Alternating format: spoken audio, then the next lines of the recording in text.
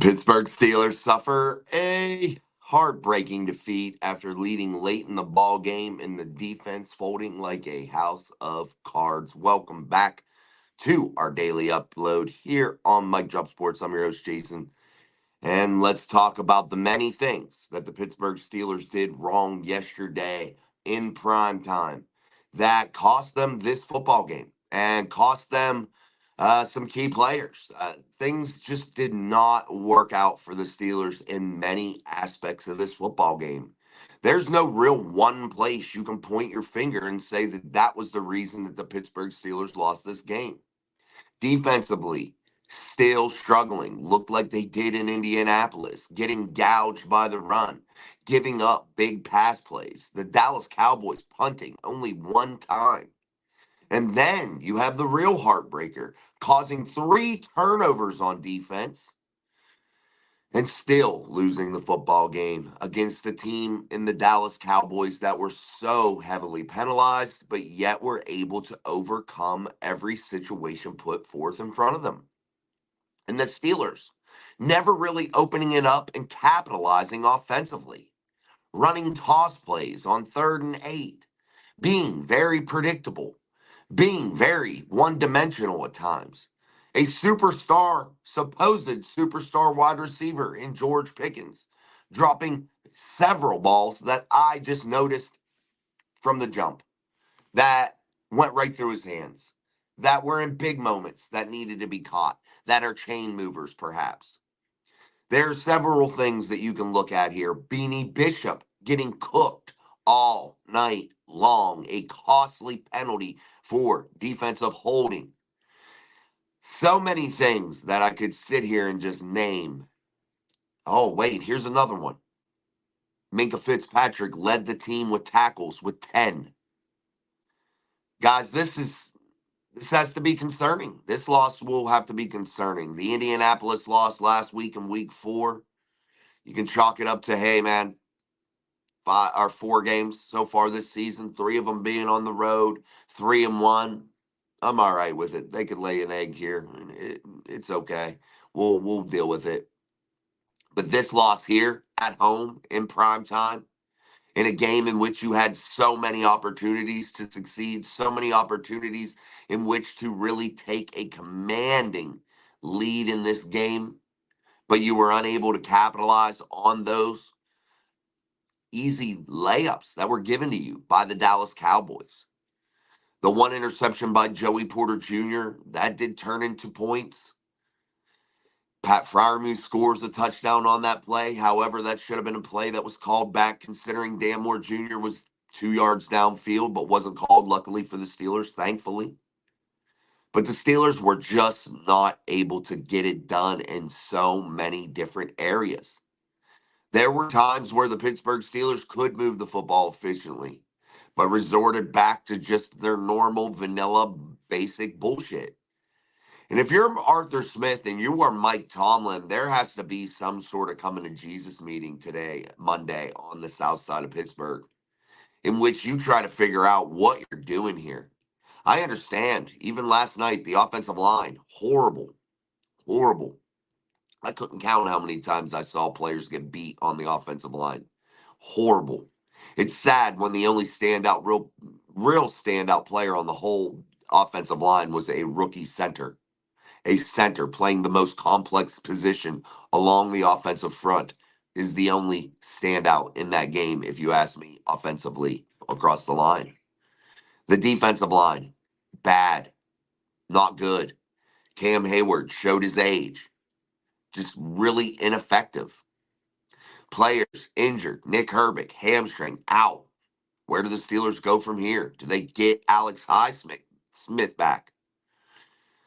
Very, very tough situations, guys. Very tough situations. DeMarvin Leal now out with an ankle, knee. I can't even remember, guys. It was literally just, stinger, I believe. Just so many things piling up for the Steelers. The injuries continue to pile up.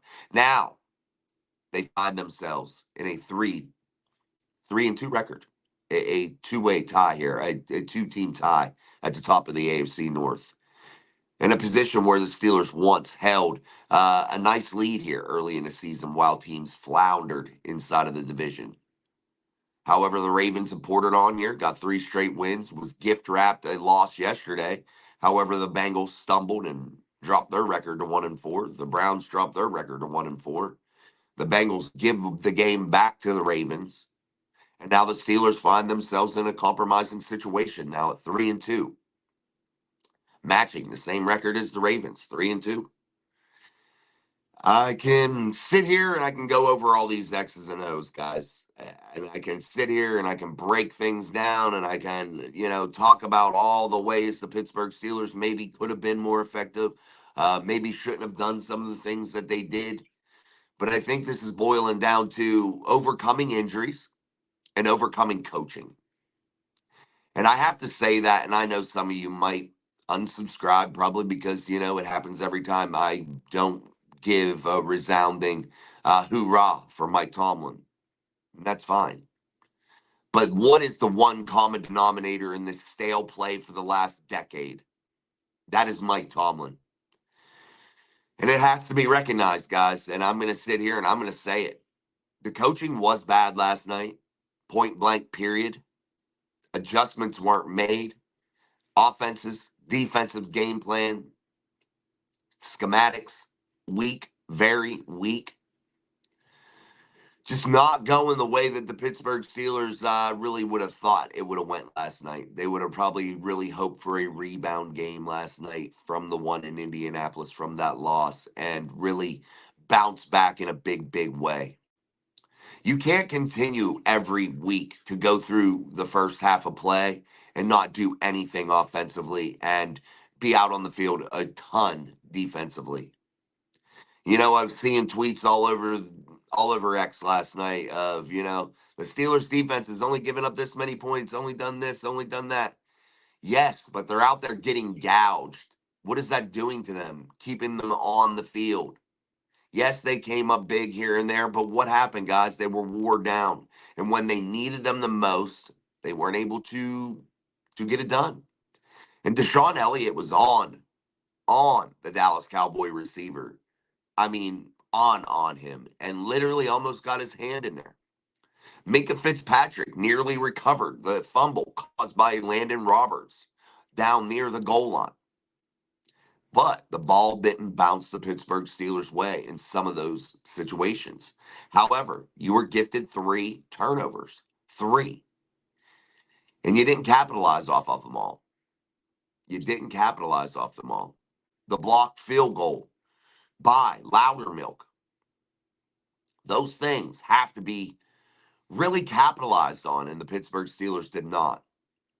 And we're going to break down more of this game, the X's and O's, the real nuts and bolts of this game, and really try to figure out where this all went wrong. I want to rewatch the game too. Sadly, I have to rewatch a loss now for the second time in 2 weeks.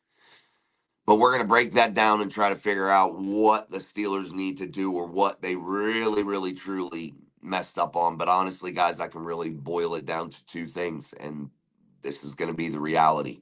No matter how many times I watch that football game, the trenches are horrible, offensively and defensively right now. They're bad.